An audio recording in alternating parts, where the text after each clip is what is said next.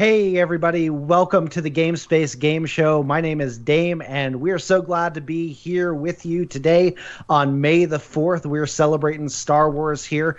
Producing with me from the depths of the Longhorn State is basically the Jar Jar Binks of the show. He's kind of comedy relief, and some people don't like him. Steven, how are you doing today? I'm doing good, but I like to think that Bowman is comedy relief, just because he's so much fun to make fun of. But I am dressed as Princess Leia, so I guess I'll take it. This is true. This is true. And then we also have in New York we have Qui-Gon Bowman here, Jedi Master. So how are you doing here this evening, Bowman? I cannot hear you at all. You must learn the ways of the Force if you come with me to New York. You're gonna need it. But there's been no greater hive of scum and villainy, at least as far as I know. And then we're also joined by I'm sorry, I kind of breezed over you, Bowman. How are you doing today? I'm doing very well. Fantastic. Well, I am glad that you're here, and I don't think of you as the Jar Jar Binks of the show. We also have with us a very, very special guest. We have Gabe Amatangelo. Gabe, welcome to the Game Space Game Show. Thanks for having me. And you did well there with the last name, pretty well. Whew, all right, good. I was kind of sweating about that a little bit over here. Gabe, one of the reasons we just for the audience here, just one of the reasons why we had asked Gabe on is Gabe has a history of working with Star Wars IP. Why don't you tell us a little bit about some of your hands in the mix here, Gabe? Sure. Yeah, I worked on Star Wars: The Old Republic, which was an MMO, as some of you might know, Star Wars IP. Played it for a while. Right on. The I joined about 1.5 to 2 years before launch, and started with working on the PvP and war zones, and then over time started working on the what we called operations, like raids and flashpoints, like dungeons. Endgame goodies. Endgame goodies, yeah, the sort of MMO aspects. And yeah, it was a fun experience. The one of the key things I'm sure much of your audience knows is that Star Wars: The Old Republic was sort of a story-driven MMO, and one of the interesting challenges at first when I came aboard was working with James Olin. He's like, I want to have PvP in the game. I want to have these MMO things, but I want to figure out how do we do it in a story-type way. And of course, having cutscenes and stories and stuff like that in the middle of PvP just doesn't jive with PvP. Right, So we kicked ideas around, and that's why we ended up with, and you guys that played it probably know, like things that are a little bit more cinematic feeling in PvP, and that was kind of the early transition and compromise on trying to get the stuff in there with ships blowing up instead of banners and things like that. Yeah. It worked with Hutball, let me tell you. Yeah, and then Hutball was a lot of fun. I remember it was funny because we had Alderaan, which was your basic sort of domination type thing, but of course, again, with the skin of turrets and capturing turrets and blowing up ships. And then we had all our Void Star, which was sort of your I'm drawing a blank on the name, but basically pushing through the different objectives and putting bombs on the doors and moving forward. And then everyone was like, well, we need to have capture the flag, and and there was a lot of sort of like back and forth about capture the flag and then like how do we make sure in our game, given all the abilities and stuff we had, that we could protect against turtling and stuff like that. Yeah. And because which often is sort of the inherent flaw with capture the flag, and that some games get around, but I'd say most don't. And it was after Super Bowl weekend. I came back and I'm like, hey, and I worked on Warhammer as well, and we had the things like bomb runs, and I'm like, hey, can we do something on like Nar Shaddaa or whatever with huts and just do like football basically? And Hutball was my favorite PvP in the entire game. Really? Nice. Yeah, no, it was a load of fun to work on. But I remember getting the approvals. I was quite nervous. I remember Rob was our LucasArts rep at the time, and Daniel Erickson was lead writer, and then James Olin, and it was sort of kind of all got together. And I'm like, what do you guys think? And I was just ready for them to be like, that's ridiculous. That's not Star Wars. And they're like, that sounds fun. I'm like, yes. Next thing I know, it's frog dogs and rotworms and T-shirts and Yep. HUD announcers. I definitely remember that. Yeah. Cosmetic armor. So Yeah. that's pretty incredible, especially considering like some of the rumors that have swirled around about working with the Star Wars IP, and how particular that some of that stuff can be. I mean, because you're dealing with years and years, like almost 4+ decades worth of a franchise. So what kind of did you feel like? I know you said you kind of felt like nervous in some of those pitches, but like as you guys were like adding content to the game, like what was the mindset that you went about that with when you were wrestling with adding new content to a game that's already really story driven, that's drawing from like a rich legacy of story?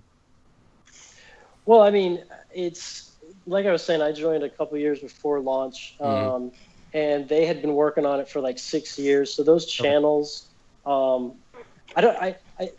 want to say streamlined, but sure. They had a system going for sure. They already worked through a lot of the humps of like, hey, we want to do some of the like the classic style posters, and it's like, the Star Wars: The Old Republic art sort of has a little bit of that touch of classic style poster, but not as much as was originally wanted by the dev team and stuff like that. And there was like, wanting to have some kind of separation between the game and the episodes. It was funny. That's actually another little inside thing. We wanted to do our content updates, and we wanted to call them episodes. And that was one thing that got nixed, because it's like, no, episodes are the movies only. Which makes sense. That's because Star Trek Online does that kind of stuff. that is really unfortunate, because that would have been like one of those really neat, just little attention to detail things that would have been. I mean, does it impact the game not calling them chapters? Not really, but it would have been just been a cherry on the sundae. Yeah, it's just right. So I mean, when I say nervous, it wasn't as in like it was some kind of like hostile thing. It wasn't nervous in that way. It was as in like I was really excited about it, and just like any kind of creative endeavor that you're excited about, you're just like, I hope it doesn't get squashed. Right. Because one of the things, working in the industry that you kind of you get used to is just getting beat up and ideas squashed. I mean, that's the thing. You got to have 1,000 ideas, because one of them will happen, but 999 of them hearts are crushed. So. Since you're mentioning that, how many times did you guys hear about, this game needs to have actual flying in it? Like space flying. Yeah. Space? Like Jump to Lightspeed from Star Wars Galaxies, where you could actually like fly around in space and stuff, not just on a rail. No, for sure. It was one of those things, and this kind of goes into maybe another part of the conversation, but it was one of those things that definitely we all wanted to do, and I'm pretty sure LucasArts would have been totally cool with it, but there was just this uphill battle that we had with a Hero Engine, just plainly speaking. Yeah. Right. Like it's like there was so much. It's funny because I don't work for EA anymore, so maybe there's some things I could say. The Hero Engine, it's just interesting. Like I'm trying to figure out a way to kind of like phrase it for kind of a broader audience who doesn't work on development engines as much. Or it's like this. Remember, like you got single player RPGs. Yep. And then someone changes the 0 to a 1, and suddenly you've got lots of people playing an RPG together, and it's an MMO, right? Mm-hmm. Yep. But of course, it's much more difficult than changing the 0 to 1. But you get my point. And it's like, oh my gosh, we're playing this single player RPG, but we're all together. And there's definitely cool aspects about it, and there's novelty to it. When you look back in the Ultima Online days and Dark Age and all that stuff, there's definitely very cool aspects. But at the same time, you lose a lot with the single player RPG experience. Like Ultima Online, I don't know if you guys played, like I grew up playing the Ultimas, and it was just like really great how much you could interact with the world and the story and all that stuff. And then Ultima Online wasn't so much, but it was definitely fun, just like PvPing and ganking and then figuring out how to exploit systems, putting up walls of furniture in front of Trinsic so people can't escape, just like all that kind of stuff, right? Yeah. It's a blast, but it wasn't the Ultima series experience. It just wasn't, right? Because it gets really complicated. So Hero Engine, right? I don't know if this analogy works, but I'm going to try it. I'm going to try it here. Go for it. So Hero Engine is basically like saying, okay, what if we've got development engines, people work on individually at their desk, and then they submit builds to another build that then gets packaged and put out. They're like, what if everyone was working in the same environment at once? And it's like, whoa, that sounds awesome. That sounds great. And when there's like 3, 4, 5, maybe 10 people working on it, it's all good, because if someone's changing the floor underneath your feet while you're trying to practice some PvP or test out some combat in the game, they can tell you. But when it becomes 3, 4, 500 people working on the engine, it's like, what the hell? We're trying to practice this new like ability sequence or whatever, and then we're falling through the world, and we're like, what's going on? So we go run over to the environment artist. What are you guys doing? And they're like, we're not doing anything. Mistakes were made. And they're like, we're not doing anything. And then you go run over to like the client engineers and engineers and stuff, and it's like, what's going on? And they're like, oh, we're trying something new with collision on objects. And it's like, okay, well, I guess we'll you removed the floor. Yeah, and it's like, it sounds crazy, but it's like, it happened. It was like that. It was insane. And it was like, and so it's like, there was other things where it was like where, QA comes and they're like, oh yeah, there's a bug. Let me think, like, what's another, we'll go with the floor thing. Like, oh, I walked through a wall, in yesterday's build in whatever dungeon or something. And it's like, oh, okay, well, write down that bug.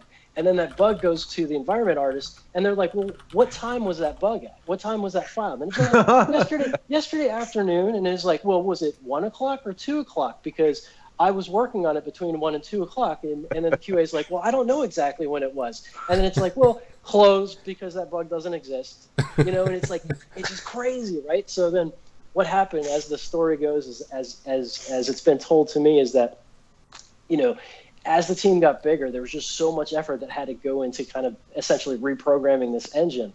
And I don't know that it was JR that said this or who said this, but the scene that's always painted is Gary Oldman in The Professional. And it's like, we need to fix this thing. And it's like, well, who do you need? Who do you want? And it's like, bring me everyone. What do you mean everyone?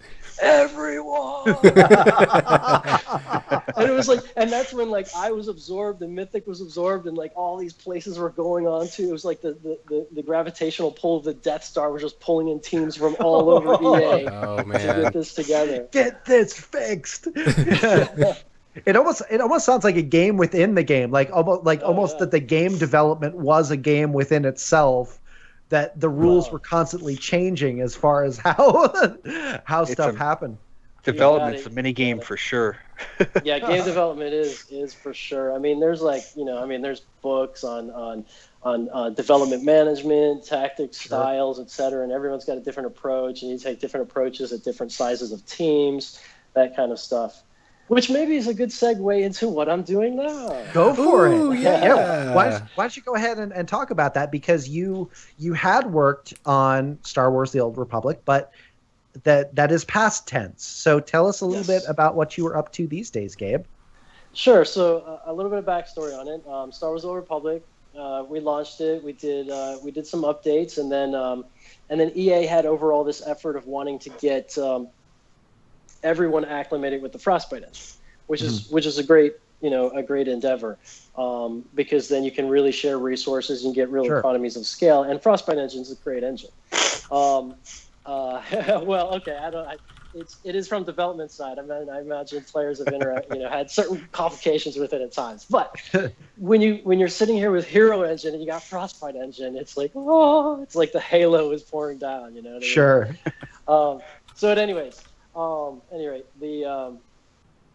we worked on Dragon Age, worked with Mike Laidlaw and those guys out there for a bit, and great team. Really love working with those guys. And then we also worked on this game called Shadow Realms. Mm-hmm. We announced it at Gamescom. Yeah. We announced it at PAX. Actually, you guys are affiliated with MMORPG, right? We are indeed. Yes, sir. Of course. Yeah, Garrett Folder and Bill's the guys who reached out to me, old friends. I remember Garrett from way back in the day, Warhammer Dark Age days, etc. Oh, man. It's a long time ago. Yeah, a long time ago. But the God, I went into a tangent there. Where was I going with that? The We're yeah, talking about the Shadowrun, engine? Shadowrun, yeah. So because MMORPG gave us awards as well. So it seemed like a lot of people were receiving it pretty well. But actually, a little bit more backstory. This was before, or Shadowrun, some of those projects started before the next generation of consoles came out. And Okay. EA strategically was basically hedging their bets. They're like, they're not sure that the next console generation is going to do great. So we see all this money being made in like free-to-play games, PC games, all this stuff. So they had a lot of other projects going on. We were working on Shadow Realms, and then the console generation did great, which was like great for EA stock price and all that stuff. But then at the same time, they're like, well, let's just put all our resources into console games. And so then Shadow Realms got canceled. A bunch of other PC endeavors got canceled. Certain studios got shut down. That kind of stuff. Right. It's kind of how it goes, right? So then after a bit of sticking around, doing some stuff with Mass Effect and Dragon Age, Dallas and I were like, we really enjoyed the kind of like smaller team that was on Shadow Realms, because there was like 20 to 40 people working on Shadow Realms. It was a very different type of game. It was fun just creating something new, a different type of experience, kind of trying to add to the game industry, offer them something new as opposed to like another Me Too, like, oh, it's a product like this other product with a different skin, right? Right, yep. We see a lot of that. And there's a lot of that in the industry. And I think back to like sort of the passion that got me into this industry, which was playing like the old school Blizzard games, Blizzard North, the old school BioWare games, and kind of like, Diablo. Obviously, there's so many Diablos now, but Diablo 1, Baldur's Gate 1, all that stuff, So influential for me as a gamer. Even Rock and Roll Racing, for that matter. I don't know if you guys know that one. Oh yeah. So, but I'm just really inspired by the early studios and just creating new gameplay types that end up becoming genres and stuff like that. And so, so at any rate, I'm like, I want to do that. Dallas wants to do that. A couple other guys of the team want to do that. And so we quit. And goodbye. And then we're like, we're going to pursue this, and then we're pitching, and then after a few months we find some money, and then there's like 10 of us, and so we're eating ramen noodles and that kind of stuff, kind of going back to the old school like in the garage days. Yep. And we built demos and prototypes, and we got more money, and so now we've actually scaled up to around 40 people, and we've been working on this. We've been working on a project now for just over 2 years, scaling up from like 8 to just over 40 people now. Nice. And we plan on announcing it sometime around Gamescom. All right.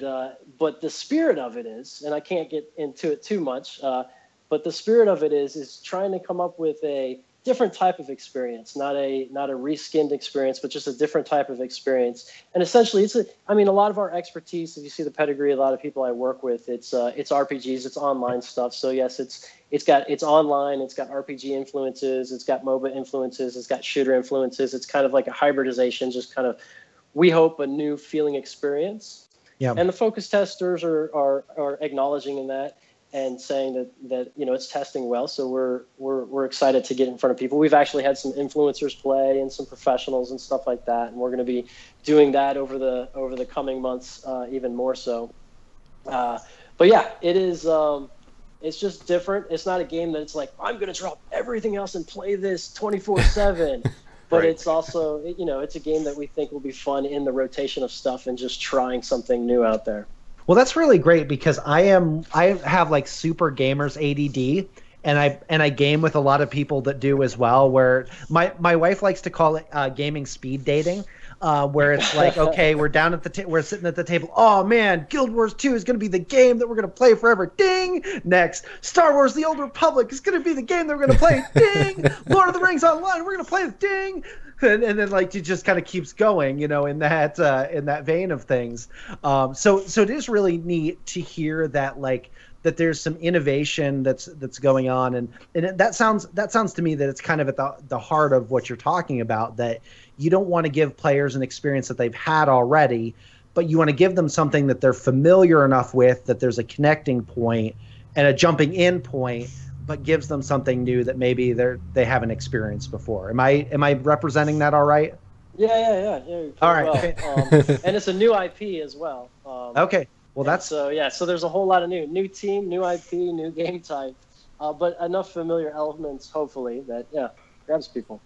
That's awesome, man. And you've given just enough information to wet everyone's whistle, and now we're just not going to stop until we know what it is.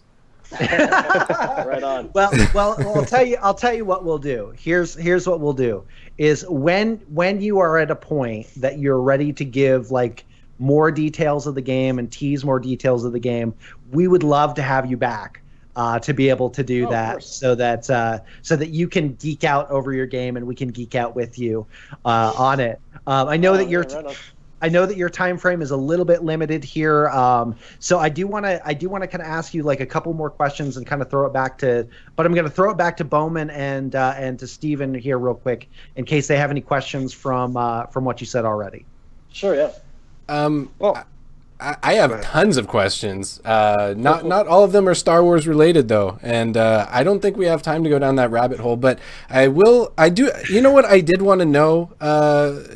You've worked for BioWare, so one of the questions that I've always had is they talked about, whenever you get signed on to work on these games, especially the Old Republic.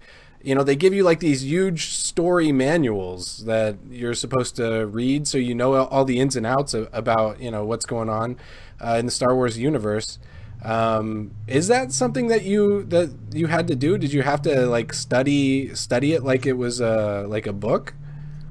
No, I didn't. Certainly the writers did for sure. And basically they were our experts at the office.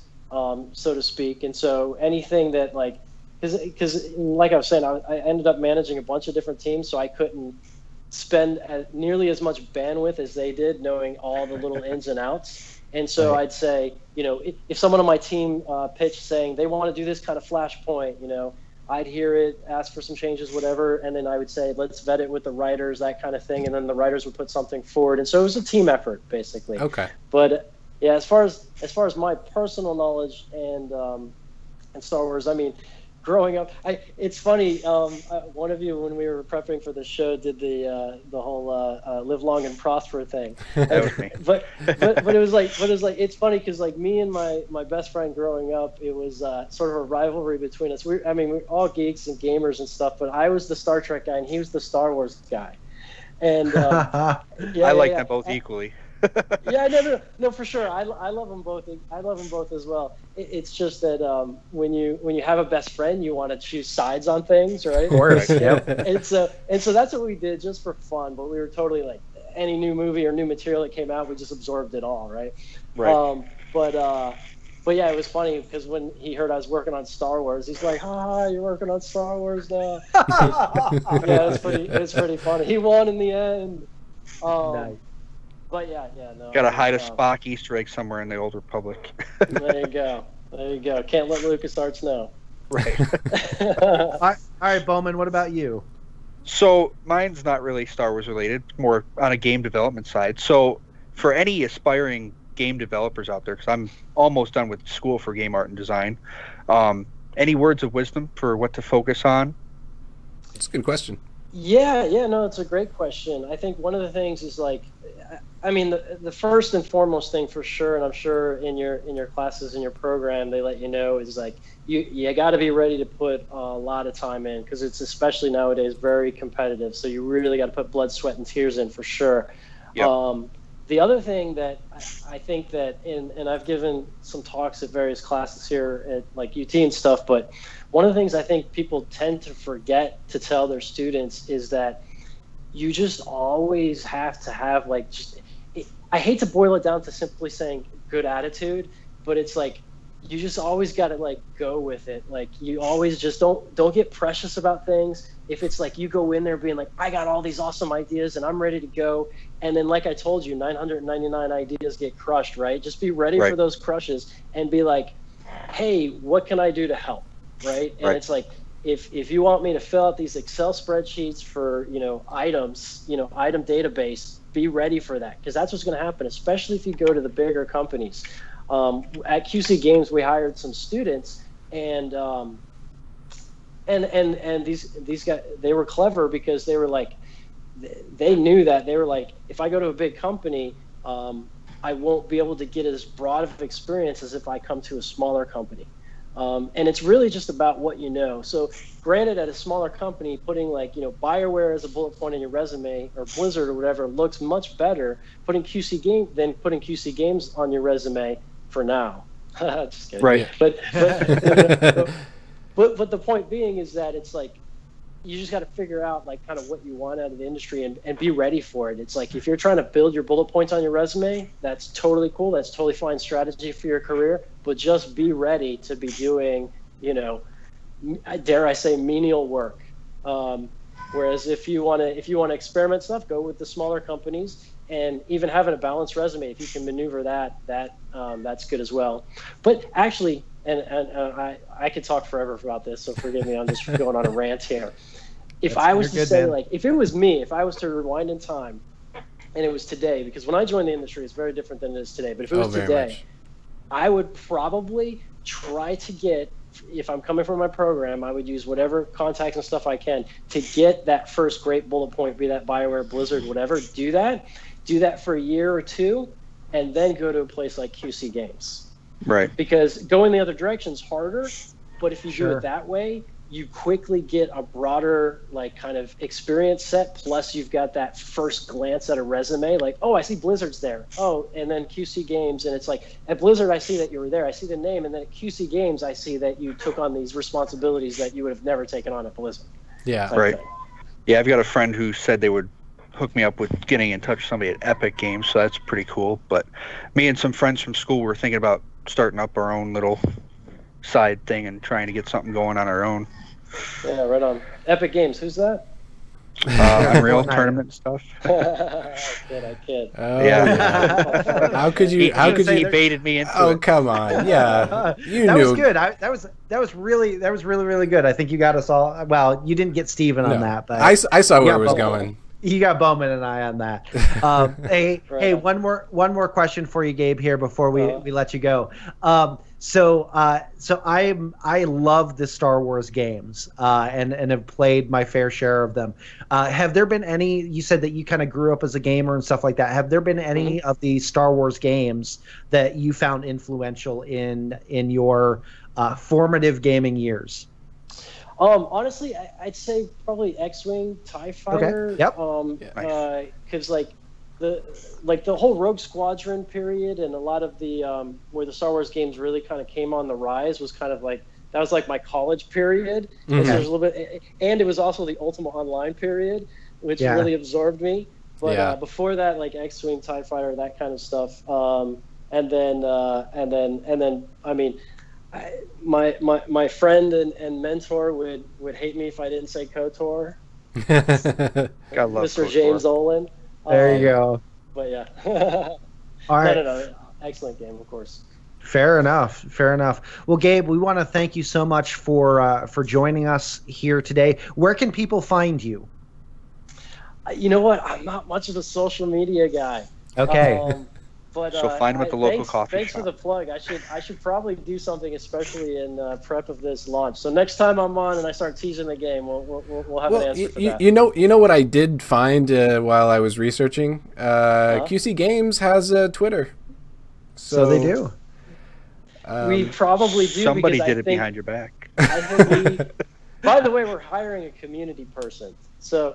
To handle this stuff, because I don't have the time for it. It's exhausting. Yeah. But you need like 20 years of because experience. When we set up the company, I remember we got a bunch of the different domain names or whatever, and the Twitter handles, that kind of stuff.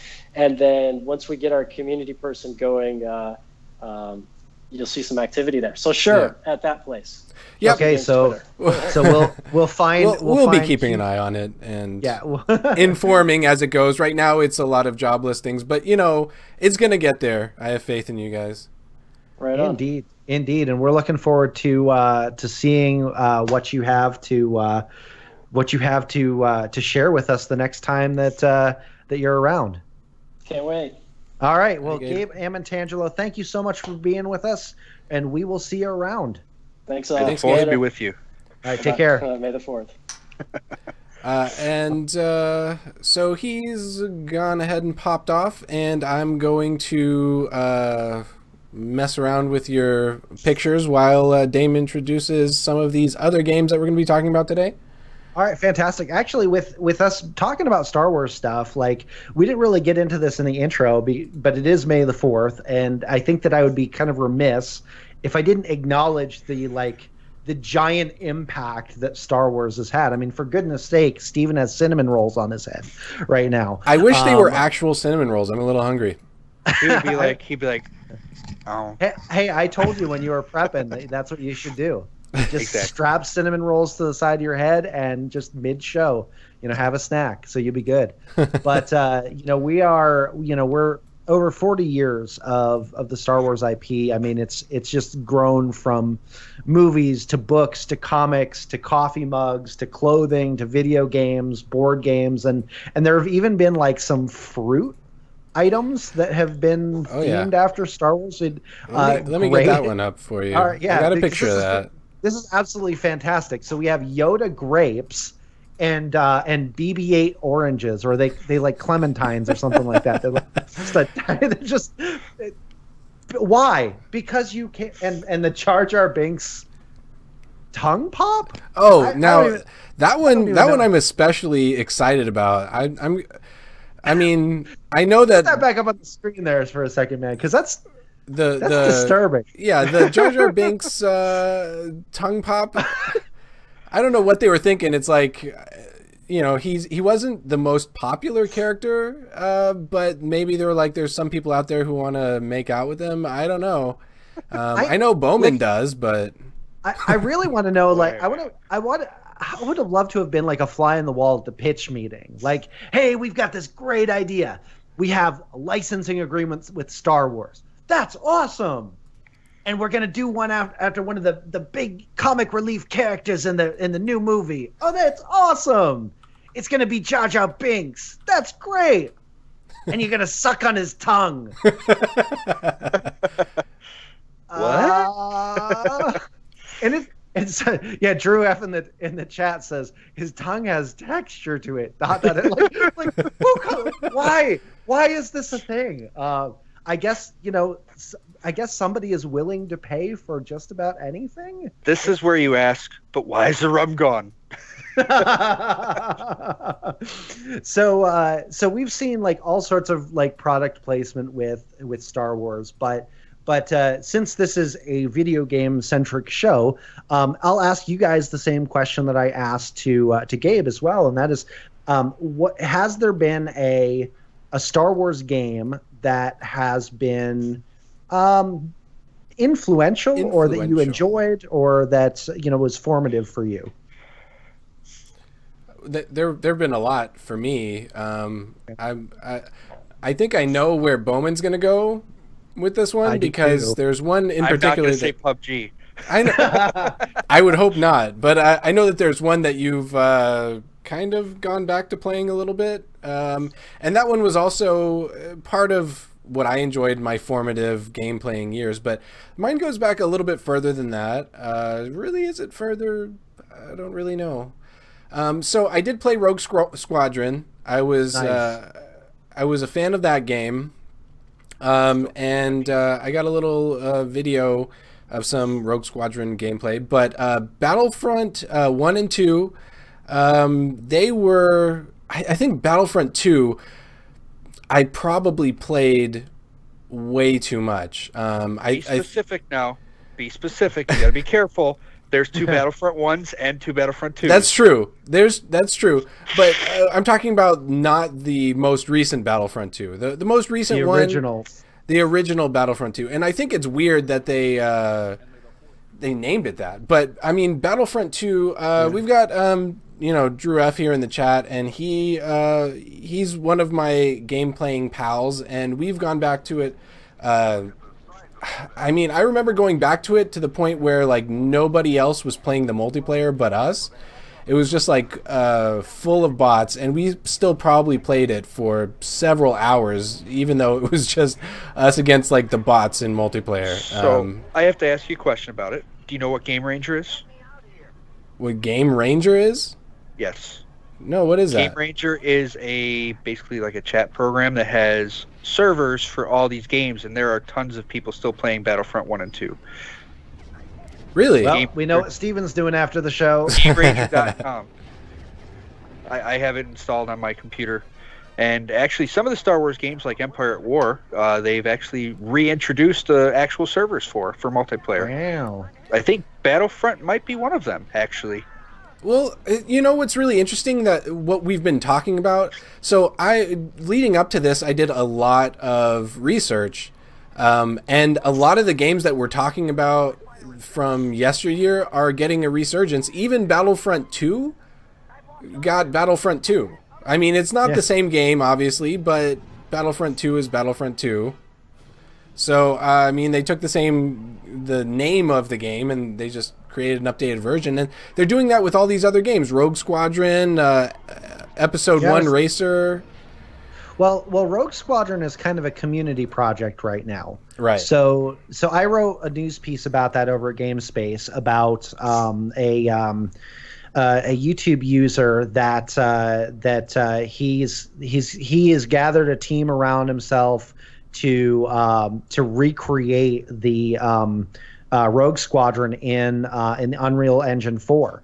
And so if you want to go ahead and follow the progress, the YouTube user's name is Thana Clara, and they actually have a full level that they have a playthrough of, and there's actually a really, really great interview. I have the interview linked in the article at Dark Side of Gaming with Thana Clara about the project and stuff like that. So really worth looking into, especially if that was your jam back in the day. I mean, I saw some whenever I was looking at the screens of it. I mean, it looked really good. Yeah. Which is what you would expect from Unreal Engine. But aside from that, I think I know, and I'm going to go into it a little bit, Star Wars Galaxies. Let's talk about it, Bowman. I know that's what you were waiting for. Actually, what I was going to say, games that directed me, and we'll talk about Star Wars Galaxies after, but I played and beat the original NES Star Wars and almost beat Empire Strikes Back, which was a hard game on Nintendo. That was crazy. When I was a kid, when I was like 5 or 6 years old. So those games definitely directed me a little bit. And then as I got older, X-Wing Alliance, because of the story and because it was a flight sim, but it had story in it too. I mean, those kind of games are games that got me into wanting to do a game in a certain way when I'm here in school now doing stuff. And X-Wing Alliance got me into wanting to write stories. And I've actually, since we were talking about Rogue Squadron, I've actually started a year or two ago writing scripts to try and hopefully, push to Disney or something like that to see if they want for Rogue Squadron, because I like the old Rogue Squadron books and everything, the X-Wing series. But yeah, so definitely those are games that directed me in the way I'm looking to go. And you were a pretty big Star Wars Galaxy player too, right? I was playing it on dial-up, sir. At the age of 13, I think, is when it came out. Wait, I just want everyone to know that they had broadband at that time. It wasn't that, that there was a such thing as broadband, so he could have played it on broadband. They had DSL at that point, and broadband like Time Warner has now was coming out at that point. But we couldn't afford it at that point. That's why we had dial-up. Okay. We eventually switched over. And then I was like, oh, my God, I can play without the dial tone. Woohoo. But at that point, I actually beta tested Star Wars Galaxies and Jump to Lightspeed and the one with Kashyyyk and the Trials of Obi-Wan. Mm-hmm. So at the age of 13, I started doing my beta testing. Nice. Which that had to have been a really, really cool feeling. Like as a teenager, like I'm in this exclusive club. Like before betas became that thing where it was like, oh, everybody's doing beta testing. Right. It's not even betas anymore. They don't even count that. as being really a beta. Now it's all early access is what they call it these days. Right. It's paid beta access. Yeah. Let's talk about what it really is. You pay us. Can go, And play the game. yeah, and you can go a few shows back and listen to my thoughts on that one. Oh yeah. See, it was interesting that you mentioned, like Rebel Alliance and the flight sims, because as much as I enjoyed Rogue Squadron, I didn't like X-Wing versus TIE Fighter. I might be in the minority here, but my favorite flight sim of all time happened to be inside Star Wars Galaxies with Jump to Light Speed, because the cool thing about it is because you could basically build your ship like from scratch. You can go out, get the blueprints, do all that, and you could build so many different ships, and then you can just like fly out and fight pirates and just do whatever you wanted to do. And that's probably what I spent most of my time doing in that game, was finding new ship parts, putting together a new ship, going out and blasting things. Like that was my jam. And it was great when you finally leveled up your pilot to the max level, and you could get Slave 1, or you could get the Millennium Falcon, or whatever the privateer one was at that point. And you're sitting here with other people on your ship. You're actually like cooperating. Like one person's flying, two people are in the gun turrets, and like the Millennium Falcon.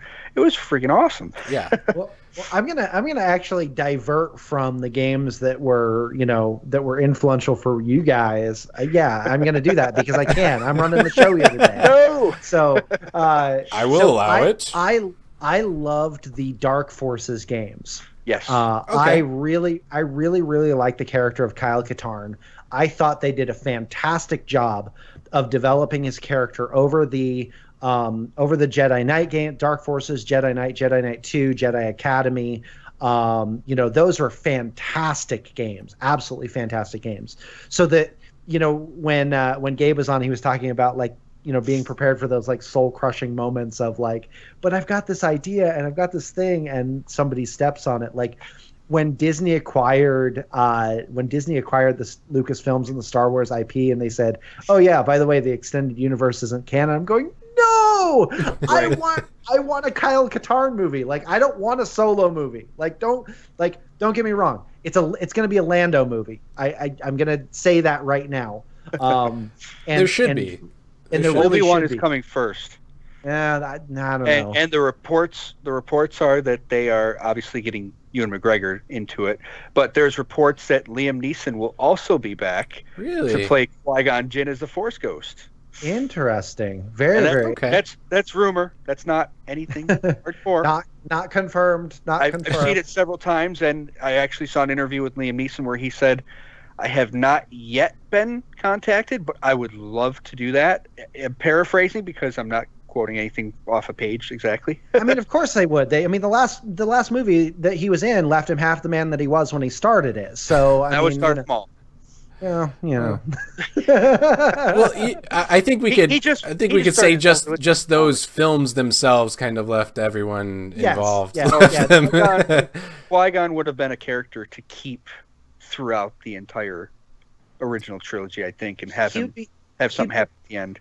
Yeah, he'd be a really interesting character to know more about. But going back into the gaming end of things, I really foreshadowing. They like to do a lot of that with the masters dying all the time and the. This is true. It's like who would aspire to be on the Jedi Council, right? Like if you know that as a master that one day you might have a student only going to kill you. You have like a 50-50 chance here. Might kill you. Well, and if you were a Sith, that was like 100% chance that they're absolutely. I mean, it was expected, right? Yeah. You're one to control the power and one to crave it. Right. So I would love to see, if they do remakes, I would really love to see a remake of the Dark Forces games. Love to see that story refleshed out. Speaking of story and games, I know that Battlefront 2, the recent iteration of Battlefront 2, had a huge wall of resistance against it. EA made some decisions with microtransactions and stuff like that, and with the gain of XP that were kind of unsavory. They were very unsavory. Super unsavory. And it's interesting because it was unsavory throughout the entire process. Like even before launch, it was like in the betas they were consistently saying, don't do it, don't do it, don't do it, and they dialed it back a little by a little by a little, and it still was like on launch it was like all the money. Right, right. But I will say, from a story standpoint, like Ida Versio, fantastic character. I felt like that she was a really, really good character. I loved seeing the fallout of the battle in Endor on the Empire side, right? Because that's you don't often get like a sympathetic side of that story in the Star Wars universe. It's always like cut and dry. Empire is evil. See you next day. That's end of story. Right. But you got to see some of the humanity of like, we're unstoppable, and oh, they just stopped us. So, Dame, I have to ask you a question since you brought up Iden Versio. Yeah. Have you read Inferno Squad? I have not. So, I read it before Battlefront 2 came out. It will give you so much more of an appreciation for the characters if you go read that book. Oh, fantastic. The book was written by Christy Golden. Okay. And I know I have a friend in my club, Dark Jedi Brotherhood, who actually knows her. And he said she's a really great person, writes really good stuff. I didn't believe it until I picked up this book. This book was like one of the best Star Wars books next to the Timothy Zahn books that I've ever read. Wow. And if that's telling you anything, since Timothy Zahn is like the Star Wars czar as far as Zahn is concerned. Drew over here says read Allegiance by Timothy Zahn. That's his recommendation. I have a whole bookshelf of books. Here, let me see. Oh, so we get to take a look at the bookshelf, guys. Over there, there's a whole lot of books over there I got to read. Phasma's next on my list. Nice. Nice. So you have to read them. You haven't yet read them. I have to read some of them, but that whole second shelf there is my X-Wing series books, and I have read those several times because they're just that good. Well, we've kind of gone from video games to books. Sorry, of course, hey, it's all Star Wars. Hey, it's all Star Wars. It's supposed to be that way. Yeah, and we didn't even get to the other thing that Bowman was brought up earlier.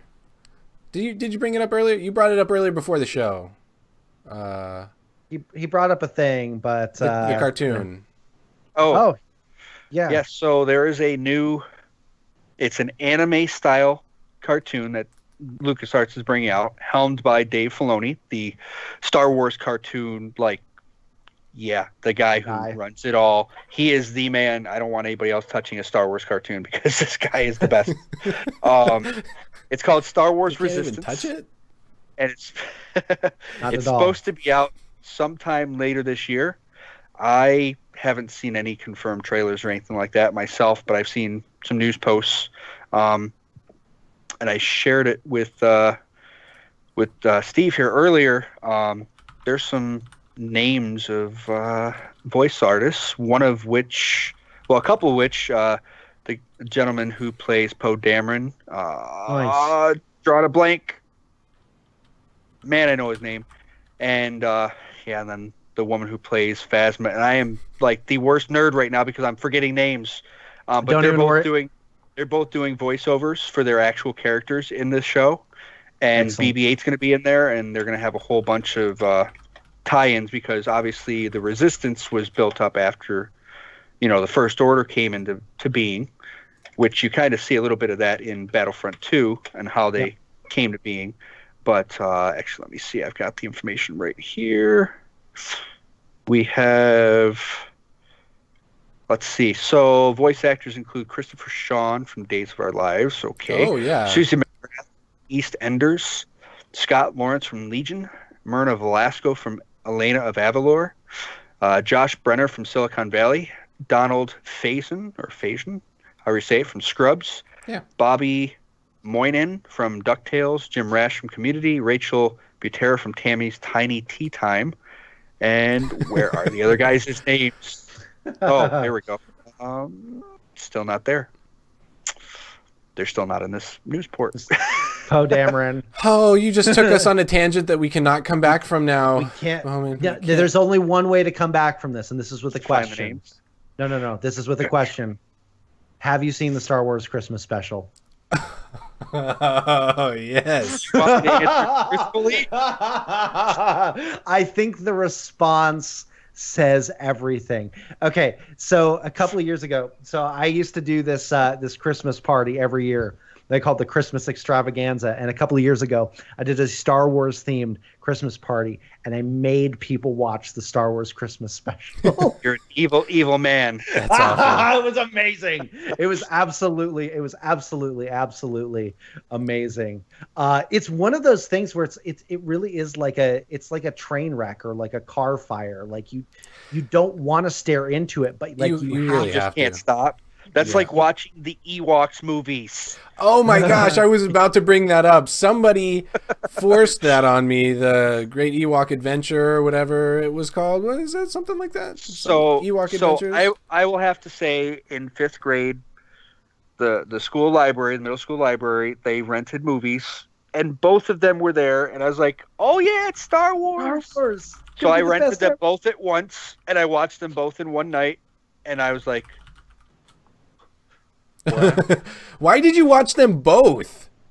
Why did you have to do both of them in one night? Like, what was that about? Why not? Let me tell you that when VHS was still a thing, so we had. You're saying like I don't know what VHS is? Like, no, I'm just saying when it was still a thing. I had episode 1 on VHS, and I would literally watch it every night because I would pass out to it. Wow. Just how I got to sleep. Star Wars calmed me down. Now, before I go too far off the tangent, Oscar Isaac and Gwendolyn Christie. There you go. There you go. You brought it back. And closing it. You know, I think that's a good one. One other thing, actually, before we transition into our final segment here, just you are a true survivor in the vein of David Hasselhoff. And if you don't know what I'm talking about, you truly need to look up True Survivor on YouTube by David Hasselhoff. But that's a whole other thing. You know, hey, if you are still eager to get into the Star Wars mood and you have you've heard about some of the games that we talked about here today, right now on Humble Bundle is doing a Star Wars Humble Bundle right now, where they have like up to 66% off of some of the games. It's worth it. And I will let you know, Steam has 50 to 75% off. Oh, you think? Oh, I picked up the Force Unleashed 2 today because I wanted to stream it today. I will tell you, probably try the Humble Bundle stuff because the Steam stuff, it crashed on me 3 times. No, bummer. So yeah, I was a little disappointed, but the Humble Bundle stuff is usually pretty good. So if you don't mind paying a little bit extra, come on now. Humble Bundle. Hey, it's Humble Bundle. They're cheap. They're pretty cheap. Yeah, they're very cheap. As the name would suggest, rather humble. And hey, and doesn't most of that go to charity? Does it? I don't know. If you look, there's a lot of it that goes to charity because they do a lot of charity work. So a portion of your fee for buying games and books, you know, and that would make sense. Yeah.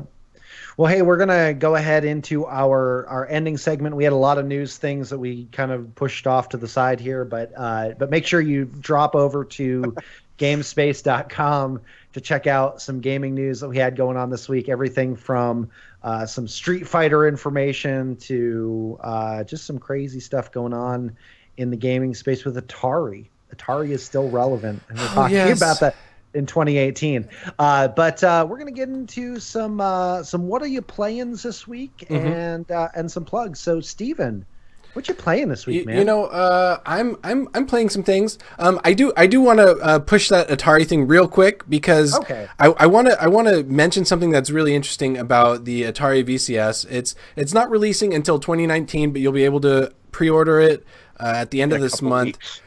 But so this is a system that's going to be playing Atari games, Pac-Man, Pong, E.T. The whole biz. All of these games, but here's the thing that gets me.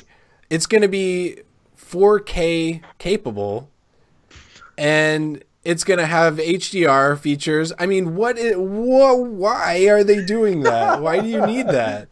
I just wanted to how absurd that was. You do realize Atari has been making games throughout this entire time, even though they didn't have a system, right? But but in a way, it's kind of like dropping a Bugatti engine into like into a Ford Focus, right? Yeah, right. Basically, and yes, Drew. They also Pitfall's on the list. There's so many games that are on the list, but why you need such power behind it, I don't know. But because you can. Because the games used to be slow, and now they're going to be super, super, super, super, super fast. No more load times, guys. No more load times. Pong was bunk, bunk. Now it's still going to be that slow. It's not going to go faster. They're not going to fundamentally. I'm just saying.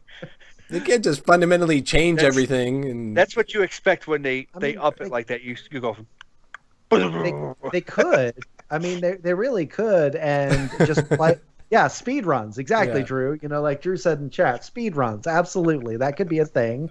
Or they're playing on the fact that. Yeah. Pong speed. Hey, you know what? When Ninja is playing Pong on Twitch with 500,000 plus viewers, they'll be making $1 million at that point playing Pong. Yeah, yeah. Well, I derailed us terribly. That's all right. That's all right. I'm so very sorry about it. You know what? I'm not really playing anything other than Guild Wars 2 because right now I'm still doing some articles on that. So Guild Wars 2 a lot for me. And I do have another game that I'm going to be playing, but I can't recall the name of it. So it's going to be a surprise. Check out GameSpace next week, and there will be a review for it on there. Even Steven doesn't know what the game is. Even I don't recall the name of it. Bill, you forgot the name of the game. You know what? I think it's okay that I forgot the name of the game because it's all the more exciting next week whenever I'm able to tell you what it is. It's going to be a surprise even to him when he picks it up. Yep. The title on his news post is going to say, "The game I forgot what the name was." There we go. That'll be the subtitle. All right, Bowman, what about you, man? What are you playing this week? So this week I saw that Square Enix was having a sale. Nice. So I picked up Final Fantasy 7, 8, and World of Final Fantasy for about $38 total. That's a good deal. So I am going to be starting World of Final Fantasy because it just looked amazing. Okay. You'll have to let me know how that is. Yeah, I mean, it had more of a kiddish feel to it. Like like a chibi character. Little chibis, or I guess you can push a button and transition in game where you can be like full size characters too. So, and it's got like I'm going to screw this up, but it's got like a Pokemon type feel to it because you can get monsters to help you fight, if I remember correctly. So it looked pretty cool, and I was like, you know what? It's like 60% off or whatnot. Let's throw caution to the wind. Why not? So for the biscuit. Right. So I'm going to play that this week. I just played Ys 8, and I probably said that wrong, but I hope I didn't. Lacrimosa of Dana. May or may not have talked about it in the last podcast, but I definitely played that. Definitely played that. I reviewed that. It's up on GameSpace currently, and it's a really good JRPG that I'm going to go back to once I have my entire list of reviews and everything caught up on. Excellent. Me and my fellow Chris, my fellow Americans, we did another stream last week for Colorful, which went pretty well. We have finished up our round of PUBG because we do 2 streams every month right now for the first 3 months. We're on a trial basis. So we finished up our streams of PUBG. We actually had some good gameplay this last time, not like the first week. So it was really good. Didn't die to the circle. We got some kills. This next week we are going to be starting potentially Overwatch. We're going to be playing for the next couple of sessions with them.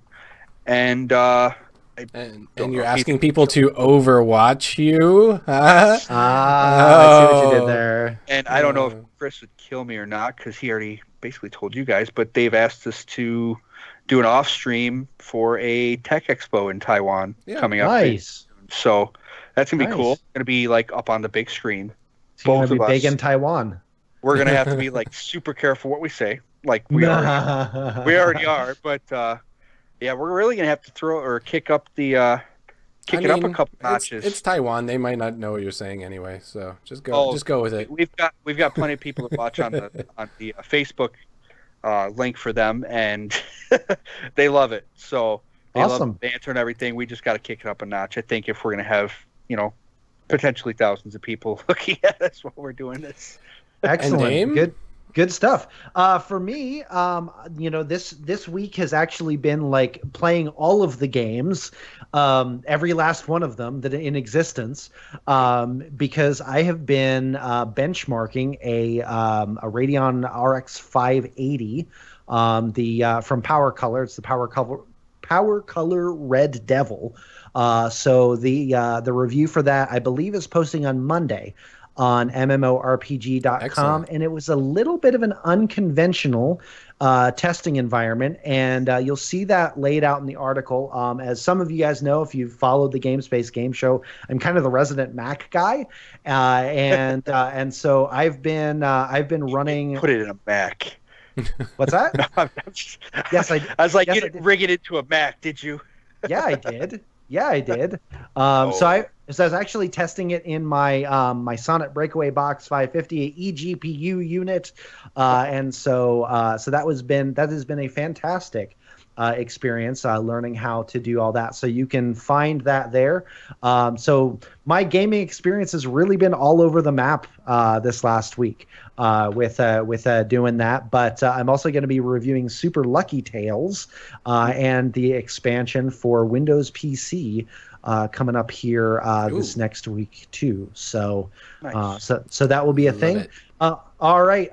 Final plugs here. I know that we kind of plugged a couple of things, but where can people find you guys this week? Bowman, you said that you've got. Are you going to be doing the colorful streams on Facebook? We're doing colorful stream. If you look up Colorful Technology, it'll be the one that has like a little fancy logo on it on Facebook. I don't have the logo available right now to show everybody. I'd have to throw it to deck anyways. So that's all good.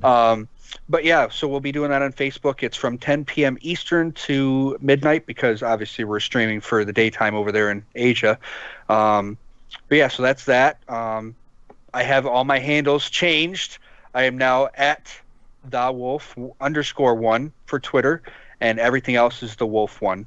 So twitch.tv/thewolf1, and just search the Wolf1 for YouTube, which I really haven't touched lately because I'm going for a Twitch push. Sure you are. All right. What about you, Steven? Well, every week I pretty much plug the same thing. Podcast, everybody podcast now, podcast all the time.